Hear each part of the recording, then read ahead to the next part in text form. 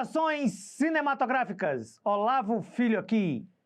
Amigos, este é o novo canal do Louco por Cinema, o Louco por Cinema Retrô, onde toda semana você vai ter o meu comentário de um filme clássico do cinema, principalmente das décadas de 60, 70, 80 e 90, quando se sabia fazer cinema. Eu quero mostrar para a geração de hoje como a minha geração gostava de filmes bons, ótimos e excelentes, filmes esquecidos da grande maioria do público e filmes que deram origem a várias ideias que vocês estão acostumados a ver no cinema moderno de hoje.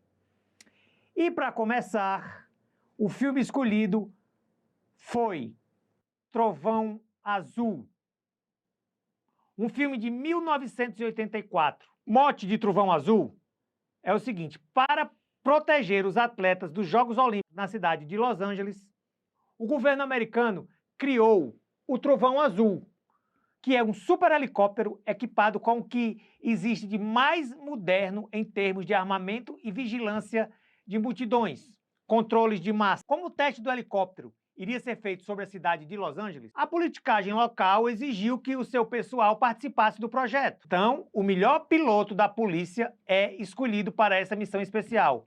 Frank Murphy e seu observador Richard Lyman-Good foram escolhidos.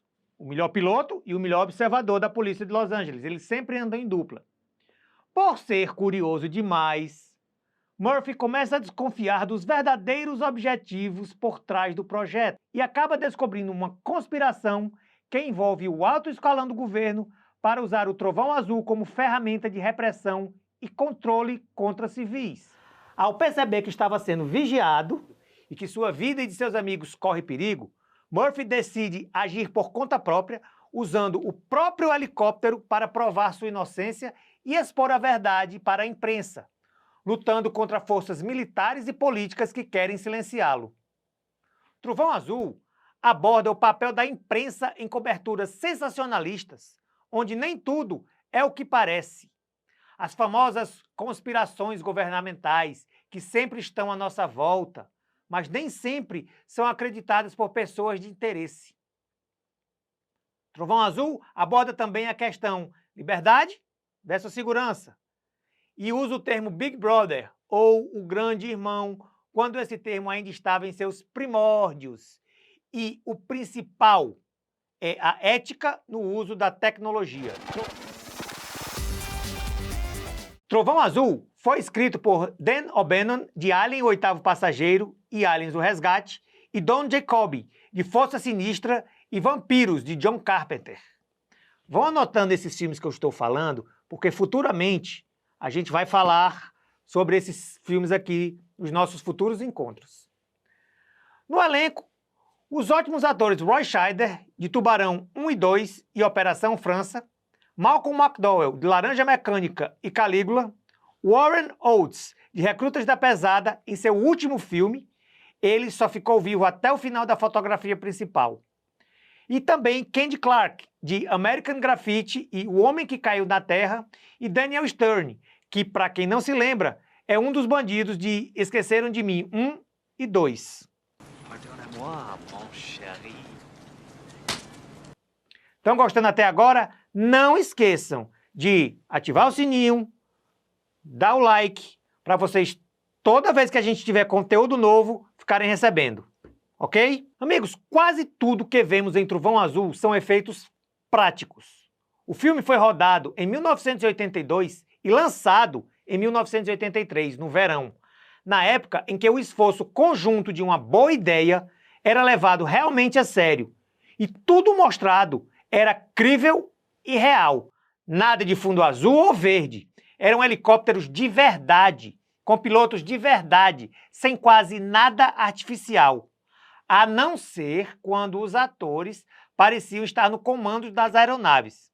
E diga-se de passagem, efeitos práticos de primeira, pois mesmo com a modernidade das produções de hoje, Trovão Azul ainda emociona pelas cenas de batalha aérea, onde o pano de fundo é a cidade de Los Angeles, sem computação, apenas com boa vontade. Existe uma lenda que um dos motivos principais do ator Roy Scheider ter aceito participar de Trovão Azul foi para estar com a agenda cheia e não participar de Tubarão 3, o qual foi chamado.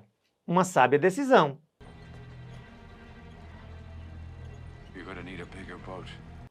O helicóptero escolhido para ser o astro principal de Trovão Azul foi o Aerospatiale Gazelle, de origem francesa, totalmente modificado, que foi comprado pela Columbia Pictures por cerca de 250 mil dólares.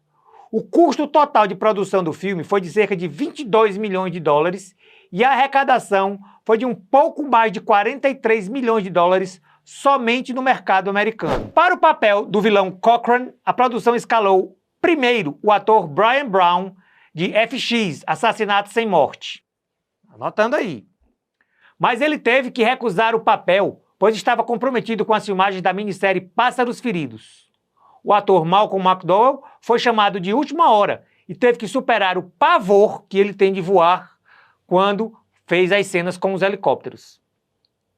Tem uma cena muito interessante nesse filme, que é a cena onde vários frangos fritos saem voando por todo lado na cena de uma explosão, que é bem no terceiro ato do filme. Para essa cena foram usados frangos de verdade, por causa do preço. A produção queria usar galinhas de borracha, mas era muito cara e os frangos fritos eram bem mais baratos.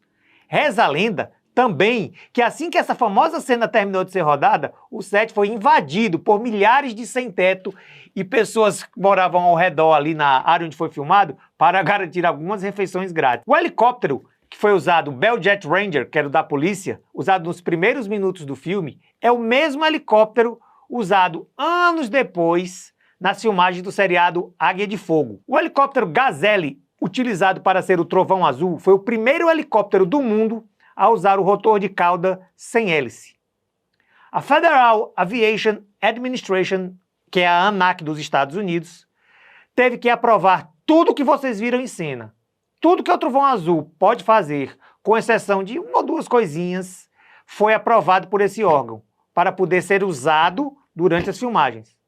Após o término das filmagens, os dois helicópteros construídos para o filme foram usados em uma minissérie intitulada América com K, sobre uma invasão russa aos Estados Unidos, e em alguns episódios de algumas séries famosas da época. Profissão Perigo.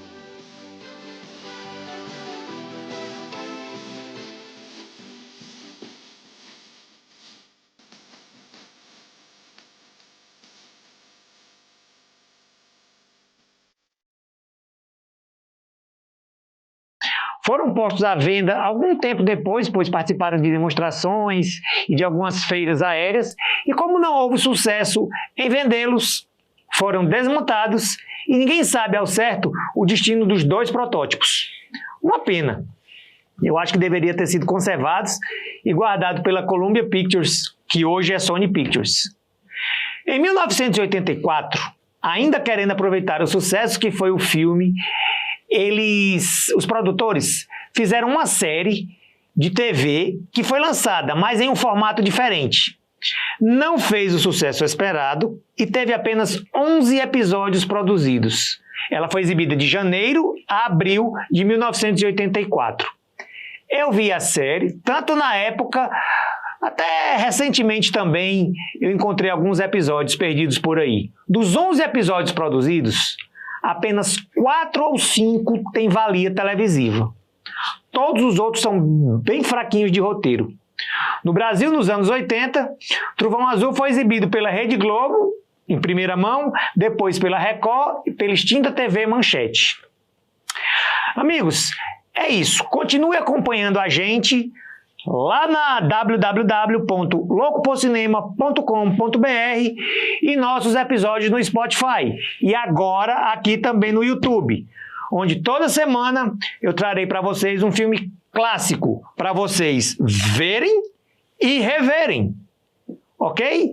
E aqui eu vou me despedindo do nosso primeiro programa Fiquem todos com Deus. Até os nossos próximos encontros e corta!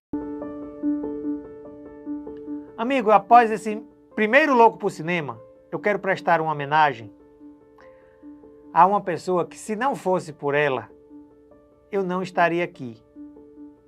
A minha eterna diretora Inês Romano.